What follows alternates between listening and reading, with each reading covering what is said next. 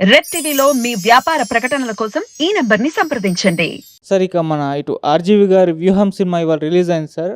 మరి ఇందులో చంద్రబాబు గారిని ఏ విధంగా చూపించారు, పవన్ కళ్యాణ్ గారిని ఏ విధంగా చూపించారు, జగన్ గారిని ఏ విధంగా చూపించారు, మీరు చూసారు కదా సార్ సినిమా, ఎలా ఉంది మీ రివ్యూ అండి సార్ సినిమా? అవి ఇప్పుడు సినిమా క్రిటికల్ అదే పెద్ద వైసీపీకి అడ్వాంటేజ్ కన్నా కూడా ఆ, ఒక ఎనర్జెటిక్ కామెడీ పీస్. ఇప్పుడు నేను వ్యతిరేకం, చంద్రబాబుకు వ్యతిరేకమే, no doubt about it. But at the same time రాజకీయ విమర్శ చేసేటప్పుడు ఒక ఒక పద్ధతిలో చేయాలి. అది ప్రజలు కూడా అమ్మా భలే చెప్పాడే, భలే నిజం చెప్పాడే, నిజం చెప్పినట్టు ఉండాలి. ఏదో సెటైర్గాను కామెడీగా పిచ్చి వాగుడులాగాను జబర్దస్త్ కామెడీలాగా ఉండకూడదు కదా. జబర్దస్త్ కామెడీలాగా సినిమా చేస్తే సినిమా ఎందుకు అదే జబర్దస్త్ పిచ్చి అంటే అతని మెంటల్ అంతా కనబడుతుంది ఆ సినిమా దీంట్లో. ఎక్కడ ఒక పాత్రకు తగ్గ కథ, చరిత్ర, క్యారికేచర్ పెట్టినప్పుడు ఒకటి ఉందమ్మా. క్యారికేచర్ పెట్టినప్పుడు నువ్వు ఖచ్చితమైన ఆధారాలతో చేయాలి. నీ ఊహాగనంగా చెప్తే అది కామెడీ అయిపోద్ది, ఊహాజనితంగా చెప్తే కామెడీ కాదు. ఆధారాలతోటి ఇలా జరిగింది దాని మీద నువ్వు అంటే పర్వాలా, నువ్వు ఇష్టం వచ్చిన దానివల్ల ఏం ప్రయోజనం లేదు. కానీ సినిమా వల్ల ఆడియన్స్కి ప్రయోజనం లేదు, పార్టీకి ప్రయోజనం లేదు. ఏదో తీసాడంతే. అది అసలు ఎక్కడ ఏ సన్నివేశము, ఏ పాత్ర ఆకట్టుకున్నట్లేదు. విమర్శలు ఉన్నాయి, విమర్శలకు సినిమా ఎందుకని? ఇలాంటి వ్యూహం లాంటి విమర్శలు చేసేటప్పుడు సినిమా ఎందుకు? ప్రెస్ మీట్లు, మీటింగ్లు చాలు కదా. ఇక్కడ సినిమా అన్నప్పుడు దానికి దృశ్యము. ఇప్పుడు యాత్ర తీసాడు, పర్పస్ఫుల్గా తీసాడు. యాత్ర 2 తీసాడు, పర్పస్ఫుల్గా తీసాడు. ఒక కథ కనపడుతుంది, జరిగిన విషయాలు సాక్ష్యాధారాలతో ఉన్నాయి, ఇన్సిడెంట్స్ ఉన్నాయి. సో ఆయన యొక్క వైఎస్ఆర్ గారి ఔన్నత్యము, జగన్ పోరాటము, వాస్తవాలు ఇవన్నీ ప్రజలు చూసింది. వాటిని వాస్తవాలతో కరెక్ట్గా చెప్పాడు. అది డైరెక్షన్ అంటే, అది కథ. ఇది ఒక చిల్లర డైరెక్షన్, చిల్లర మెంటల్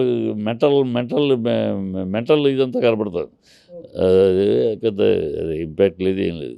అంటే సార్ ఈ సినిమాని ఆపడానికి లోకేష్ గారు, టీడీపీ చాలా ప్రయత్నించింది, చాలా పోస్ట్పోన్లు అవుతూ మరి ఇవాళ రిలీజ్ అయింది. సో ఇంత ఆపేంత సర్కంలో ఉందంటారా? అదే అసలు కేసు వేయకుండా ఉంటే అసలు ఈ సినిమాకి ఓపెనింగ్స్ కూడా ఉండేవి కావు, అలా వచ్చి వెళ్ళేది. ఈ లోకేష్ చేసిన తప్పేంటంటే ఏదో కంగారు పడిపోయి ఏదో నిజాలు వచ్చేస్తే బయటకు వచ్చేస్తే మన బతుకులు పోతాయని కంగారు పడి కేసులు గీసేసి దానికి ఒక ఇంపాక్ట్ తీసుకొచ్చాడు.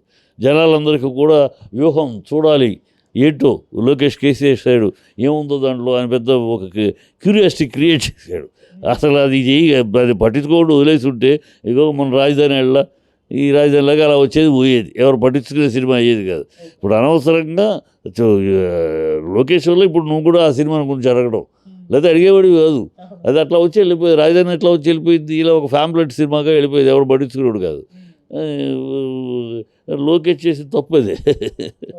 ఈ సినిమా వల్ల ఎటువంటి ఎలక్షన్స్ పరంగా ఇంపాక్ట్ అయితే ఎలక్షన్ ప్రకారంగా ఈ సినిమాలు చూసి ఓట్లు మనసు మార్చుకునేవాడు ఎవడు ఉండడమ్మా. ఈ సినిమాను చూసి ఇప్పుడు వైసీపీ వాడు వైఎస్పీకి వేస్తాడు, తెలుగుదేశం వాడు తెలుగుదేశానికి వేస్తాడు. మధ్యలో డెసిషన్ ఫ్యాక్టర్ ఎవరంటే ఒక 20% కొత్త ఓటర్స్, మరొక 20% మంది తటస్థమైన ఓటర్స్, న్యూట్రల్ ఓటర్స్. వీళ్ళు డిసైడ్ చేసి వీళ్ళెవరు కూడా ఈ సినిమాని బట్టి నిర్ణయాలు మార్చుకోరు. ఈ చెత్త సినిమాని బట్టి ఒకవేళ చూసినా సరదాగా నవ్వుకునో, లేకపోతే తలకరిపి అనుకునో, లేకపోతే కొంచెం ఎంజాయ్ చేసి సెటైర్ ఎంజాయ్ చేసి వెళ్ళేవాడు తప్పితే ఈ సినిమాని బట్టి అభిప్రాయాన్ని మార్చుకుని ఎవరికి ఓటేయాలి అని ఓటర్ని ప్రభావితం చేసేంత విషయం కాదు ఈ సినిమా. అసలు ఆ విషయం అంత ప్రభావితం చేయగలిగే శక్తి ఈ మ్యాటర్లో లేదు, తీసిన విధానం లేదు, చెప్పిన విధానం లేదు. మళ్ళీ దీని కంటిన్యూషన్గా మరి శబదం మూవీ కూడా నెక్స్ట్ వీక్ రిలీజ్ అవుతుంది సార్, మరి అది ఎలా ఉంటుంది? ఏమిటి శబదం? అదే ఏముంది, అతను రామగోపాల్ వర్మ తెక్కంతా ఉంటుంది, చెత్త అంతా ఉంటుంది. అది ఒక సినిమాగా అతను ఏది పొలిటికల్ సినిమా ఏది ఒక లక్ష్మీ ఎన్టీఆర్ తప్పితే అది కాస్త ఒరిజినల్ విషయాలతోటి కాస్త ధైర్యంగా చెప్పాడు. మిగతా అన్నీ అతను తీసి చేయి కూడా రంగా సినిమా అన్నీ ఏమీ ఇంపాక్ట్ ఉండగలిగింది, గాలి సోదిలాగా అనిపిస్తుంది. సార్ పవన్ కళ్యాణ్ గారిని ఏమన్నా కామెడీ లాగా చూపించారా సార్? అది చాలా మంది అవును. కామెడీనే ఇప్పుడు పవన్ కళ్యాణ్ కామెడీగానే ఉన్నాడు కదా! కామెడీ పీసే కదా! ఇప్పుడు కేఏ పాల్‌కి అన్నయ్యలాగా ఉన్నాడు ఆంధ్రదేశ్‌లో. ఏ ఏం మాట్లాడుతున్నాడో, ఎందుకు మాట్లాడుతున్నాడో ఇప్పుడు ఆయన అనేసాడు కదా! హరిరామ్ జోగయ్య గారు అనేసరికి అంటే ఒక నాయకుడికి అది పవన్ కళ్యాణ్ అయినా, ఇంకొకళ్ళైనా ఒక నాయకుడికి ప్రజల్లో ఒక స్థిరమైన నాయకుడి మీద అభిప్రాయం ఏర్పడాలి. ఈ నాయకుడు, ఈ పార్టీ సిద్ధాంతం, ఈ పార్టీ నాయకుడు ఒక మాట అంటే ఆ మాట కట్టుబడి ఉంటాడు. ఆ మాట కోసం 600 నిలబడతాడు, పోరాడతాడు. తన సిద్ధాంతం ఇది అని ప్రజల్లో ఒక అభిప్రాయం కల్పించాలి. నిలకడగలిగిన మనిషి అని చెప్పి ఈ విషయంలో అలా నమ్మకం కలిగించడంలో కానీ ప్రజలకు ఒక ఇది మీద ఒక గౌరవమైన రాజకీయ నాయకుడు, ఒక పార్టీ వ్యవస్థాపకుడు, ప్రజానాయకుడు అన్న ఇమేజ్ కల్పించడానికి ఇతని బిహేవియర్ టోటల్గా రివర్స్లో ఉంది. అతను కాపులందరూ కలిసి నాకు ఓటేస్తే నేను గెలుస్తాను, కాపు ముఖ్యమంత్రి ఇంతవరకు అవ్వలేదు, కాపులు నాకు ఓటేయాలి అని అంటాడు ఒకసారి. ఇంకోసారి ఏమో నేను రాజకీయాలు కాపులు మాట్లాడిన కుల రాజకీయాలు చేయను అంటాడు. ఒకసారి మీరందరూ 35 మంది 30 సీట్లు ఇచ్చుంటే ఈ పార్టీకి సీఎం అయ్యేవాడిని, ఇవ్వలేదు కనుక మన సీఎం అయ్యే అర్హత లేదు అని తనే అంటాడు. మళ్ళీ ఇంకోసారి నేనే సీఎం అని అంటాడు. అసలు నిలకడ లేని ఒకసారి చంద్రబాబుని లోకేష్ని బూతులు తిడతాడు. మీరు నా తల్లిని తిట్టారు, మిమ్మల్ని అంతు చూస్తాను, మిమ్మల్ని తరిమి కొట్టేదాకా ఇద్దరు పోలని ఆవేశంగా ఊగిపోతూ మాట్లాడతారు. ఇంకోసారి చంద్రబాబు లాంటి గొప్పోడు లేడు అంటాడు. అసలు ఎట్లా ప్రజలు వెనకాల నేను ఎలా ఫాలో అవుతారు? నేను నిలకడలేని మనిషి ఇప్పుడేం మాట్లాడతారు, రేపు మాట్లాడేది గుర్తుండదా? లేకపోతే ఎప్పటికప్పుడు ఆలోచన లేకుండా ఆవేశంగా వాగేసే బాపత. ఇప్పుడు అతను ఏదో ఆవేశంగా తొక్కుతాను పూడుస్తానంటే ఏ భాష నవ్వుకుంటున్నారు. రాజకీయాల్లో తొక్కటాలు పూడ్చటాలు ఉండవు, ఓడటాలు గెలవటాలు ఉంటాయి. తొక్కుతూ ఏం తొక్కుతావు అని నువ్వేమిటి అని అంటావు సీఎంని. సీఎం నువ్వు 2 సీట్లు ఓడిపోయినాడు, అతను 50 సీట్లు గెలిచినాడు. అతనితో నీ స్థాయి ఏంటి అని అడుగుతావు. నీ స్థాయి ఏంటి? మాట్లాడేటప్పుడు విచక్షణతో ప్రజల్ని ఆకర్షించి ప్రజల్ని ఇదిగో నా ఆవేశం కాదు, నేను ఆవేశంగా మాట్లాడుతూ ఇదిగో నేను వస్తే ఇది చేయగలను, చేస్తాను అని చెప్పను. అది చెప్పడం ఎంతసేపు?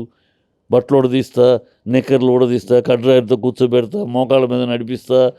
ఎందుకని నీకు ఓటేయాలి? ప్రజలు ఎందుకు ఓటేయాలా? ఈ అరాచకం నువ్వు చేయటానికా? పిచ్చి మాట్లాడేటప్పుడు కానీ రాజకీయ నాయకతను is a total disasters political leader. Party నాయకుడిగా కానీ, రాజకీయవేత్తగా కానీ, ప్రజానాయకుడిగా కానీ ఈజ్ డిజాస్టర్ ఫెయిల్యూర్. ఇక ఈ సినిమా అయిన తర్వాత, ఎలక్షన్స్ అయిన తర్వాత ఆయన హ్యాపీగా సినిమాలు మానుకుని రాజకీయాలు మానుకొని సినిమాలు చేసుకుంటే బెటర్. సినిమాగా ఓకే, సినిమా హీరోగా నేను కూడా అభిమానిస్తాను. చాలా న్యాచురల్ హీరోగా జమ్మని ఉంటుంది. మన ఇంటి పక్కన మన ఇంటి మనిషి అన్నట్టు ఉంటాడు, ఫ్యామిలీగా ఉంటాడు, పర్ఫార్మెన్స్ చాలా ఈజీగా ఉంటుంది. హీరోగా నా అంటాడు కూడా. పొలిటీషియన్గా ఈజ్ అ డిజాస్టర్స్, అసలు ఈ పనికి రాడు. అందుకని ఈ సినిమా తర్వాత ఈ ఎలక్షన్స్ అయిపోయినాక ఆయన శుభ్రంగా రాజకీయాలకు దండం పెట్టి తన సినిమాలు తను చేసుకుంటే కాస్త ఆ సినిమాలు సక్సెస్ఫుల్ వాటి మీద ఉంటాయి. వీటి వల్ల పోతే అది కూడా పోతుంది. అది